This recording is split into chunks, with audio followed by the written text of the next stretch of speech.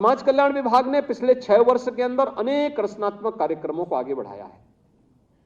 मुझे याद है कि 2015-16 में अनुसूचित जाति जनजाति के छात्रों की स्कॉलरशिप अज्ञात कारणों से रोक दी गई थी। मुझे बड़ा ताज्जुब हुआ था उस समय। अनुसूचित जाति के छात्रों को, जनजाति के छात्रों को आप छात्रवृत्ति से वंचित कर देंगे।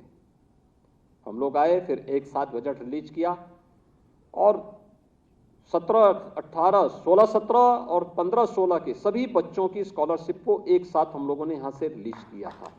आज समय से वर्ष में 2 बार समाज कल्याण विभाग हर छात्र की स्कॉलरशिप को उसके अकाउंट में 2 अक्टूबर को और 26 जनवरी को, गांधी जी की जयंती के दिन और गणतंत्र दिवस के दिन उनके अकाउंट में उस स्कॉलरशिप को भेजने का कार्य समय से कर देता है और किसी भी छात्र को परेशानी न हो, इसके लिए अनेक कार्यक्रम इनके माध्यम से संचालित हो रहे हैं।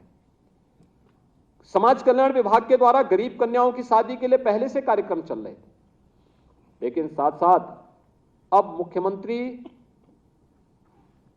सामूहिक विवाह योजना के माध्यम से उन गरीब कन्याओं के लिए, चाहे वह किसी भी जाति, मत और मजहब की हो,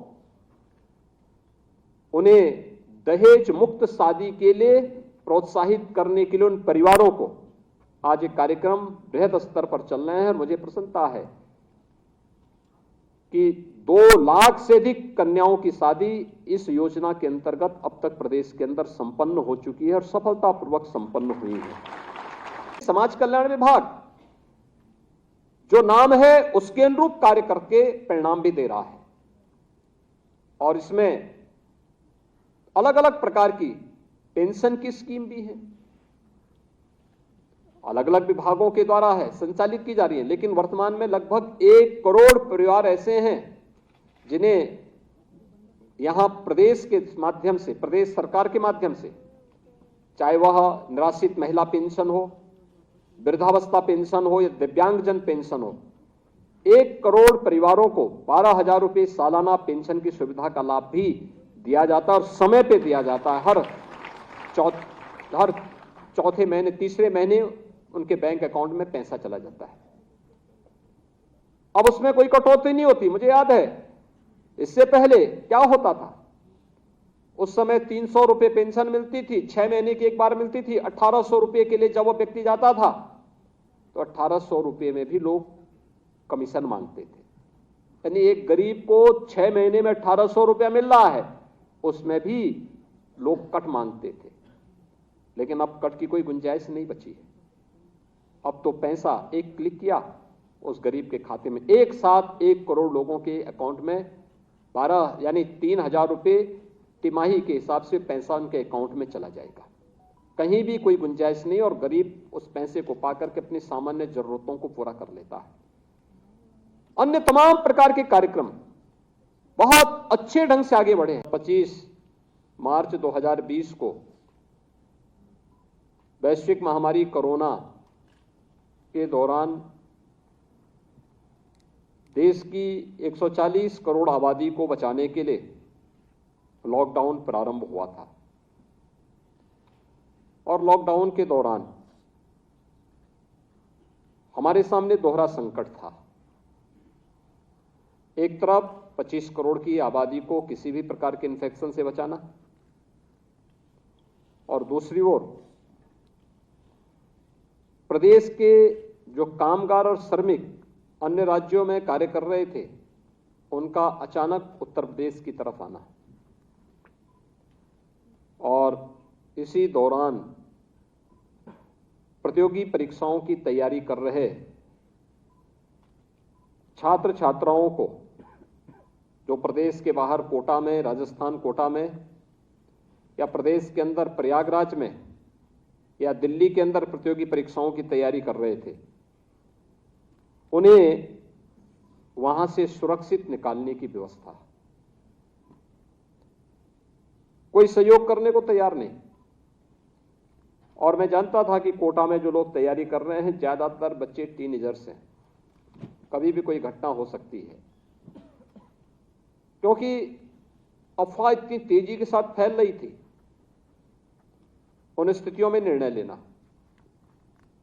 मैंने अपने स्तर पर संबंधित राज्य सरकारों से भी बातचीत करने का प्रयास किया, परिणाम नहीं निकला और अंततः मुझे निर्णय लेना पड़ा कि नहीं, मुझे यहीं से बस भेजनी चाहिए, सुरक्षा भी भेजनी चाहिए, उन बच्चों के लिए साथ में ब्रेकफास्ट और लंच की व्यवस्था भी देनी चाहिए और उनको सुरक्षित मैं वहां से निकाल करके बाहर आ जाऊं।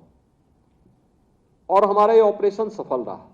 हम वहां से लगभग 15,000 बच्चों को सुरक्षित ला करके उनके घरों तक पहुंचाने में हमें सफलता प्राप्त हुई और फिर 15,000 बच्चे कोटा में थे, 14,000 के आसपास प्रयागराज में थे। इन सबको उनके गांव तक पहुंचाने में हम लोगों ने मदद की और उसके बाद वर्चुअली मैं इनसे जुड़ा था। मैंने उनसे इस बारे में आग्रह किया था कि आप लोग 1 महीने का क्वारंटीन था, उस दौरान 1 महीने के इस क्वारंटीन का आप पालन करेंगे। उन सब ने पालन किया और उस समय मैंने कहा भी आने वाले समय में कभी इस प्रकार का संकट आए तो संकट के दौरान हमारे सामने इस प्रकार की चुनौती फिर से ना आने पाए, इसके लिए हम लोग प्रयास करेंगे कि राज्य में ही हम लोग कोचिंग संस्थान इस प्रकार का देंगे जो केवल एक कोचिंग नहीं होंगे बल्कि जीवन के पथ प्रदर्शक के रूप में काम करेंगे और उसका नाम हमने अभ्युदय कोचिंग संस्थान रखा। अभ्युदय संस्थान रखे। अभ्युदय का मतलब सांसारिक उत्कर्ष का मार्ग जहां से प्रशस्त हो सकता हो और सचमुच आज इसके परिणाम इस बात को प्रदर्शित करते हैं कि ये सांसारिक उत्कर्ष के ही मार्ग प्रशस्त कर रहे हैं। सबसे अच्छी बात क्या है, 1998 से लेकर के 2017, 18 या 20 तक बामुश्किल जो कोचिंग संस्थान समाज कल्याण विभाग चलाता था, इसमें से 3-4 लोगों का ही सिलेक्शन हो पाता था। याद करिए, 3-4 लोगों का सिलेक्शन होता था और वह भी यूपीएससी और यूपी पब्लिक सर्विस कमीशन में नहीं, रेलवे में हो गया या किसी अन्य सामान्य विभागों में हो गया, वो अलग विषय है। पहली बार यह उत्तर प्रदेश से यूपीएससी में अभ्युदय कोचिंग से जिन लोगों ने मार्गदर्शन लिया, ऐसे 23 से 24 अभ्यर्थियों का चयन होना, यूपी पब्लिक सर्विस कमीशन में यह संख्या लगभग 100 के आसपास आना, यह एक बहुत सकारात्मक पहल है और इस सकारात्मक पहल के लिए आपकी मेहनत को और विभाग के प्रयास को मैं सराहना करता हूं। मैं इसके लिए आप सबका हृदय से अभिनंदन करता हूं।